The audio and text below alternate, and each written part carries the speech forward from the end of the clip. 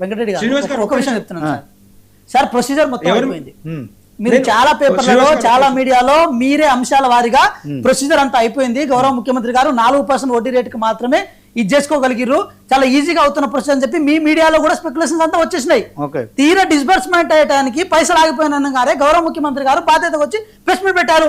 మీరు నిజంగా తెలంగాణ ప్రజల మీద మీకు బాధ్యత కానీ గౌరవం కానీ ఉంటే మీరేం చేయాల్సి ఉంటుంది అంటే ఏదో ఈ కారణాల చేత ఆగిపోయినాయి, ఈ అంశాల చేత ఆగిపోయినాయి, లేదు మేమే రాజకీయం చేశారంటే మమ్మల్ని అడగండి. మీరు అడగాలనుకున్నది బీజేపీ నాయకుల్ని మీరు ఎందుకు ఆపారని అంతేనా? ఎందుకు ఆపారు? ఎందుకు ఆపారు చెప్పండి వెంకటరెడ్డి గారు, ఎందుకు ఆపారు?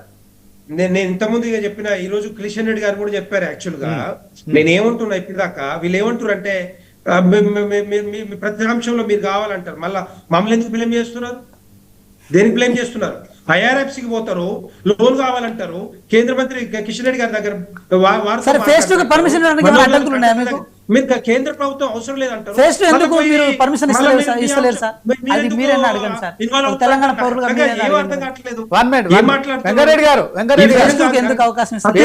హైదరాబాద్ లో శ్రీనివాస్ గారు ప్రతిదీ కూడా కేంద్ర ప్రభుత్వం నుంచి వస్తా ఉన్న నిధులు ఇప్పుడు దాకా 13 లక్షల కోట్ల రూపాయలు వచ్చినాయంటే డెఫినెట్ గా కేంద్ర ప్రభుత్వం చిత్తశుద్ధి ఉంటేనే కదా, భారతీయ జనతా పార్టీ చిత్తశుద్ధి ఉంటేనే కదా.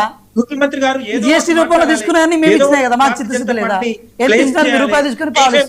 భారతీయ జనతా పార్టీ ఎదుగుతున్న క్రమంలో ఒకవైపు ఏమో కేటీఆర్ అంటాడు మాకు భారతీయ జనతా పార్టీ తోటి మాకి సంబంధం, మేమే పోటీ, వాళ్ళకి కాంగ్రెస్ పార్టీ ఎక్కడ లేదని చెప్తారు. ఇక్కడే ముఖ్యమంత్రి రేవంత్ రెడ్డి గారు ఓన్లీ బీజేపీ తోటే బీజేపీని టార్గెట్ ఎందుకు చేస్తున్నారంటే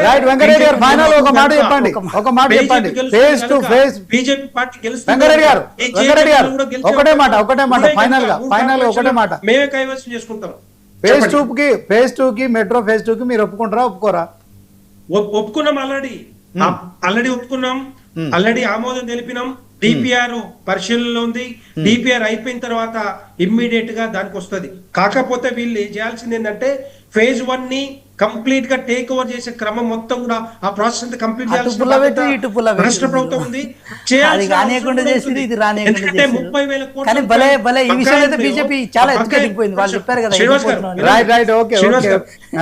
కోట్ల రూపాయలు బకాయిలు ఉన్న ఏది హైయెస్ట్ వడ్డీ రేటుగా తీసుకొచ్చిన బీఆర్ఎస్ పార్టీ దాన్ని కుదించి 13,600 కోట్లకు ఇప్పించింది కేంద్ర ప్రభుత్వమే.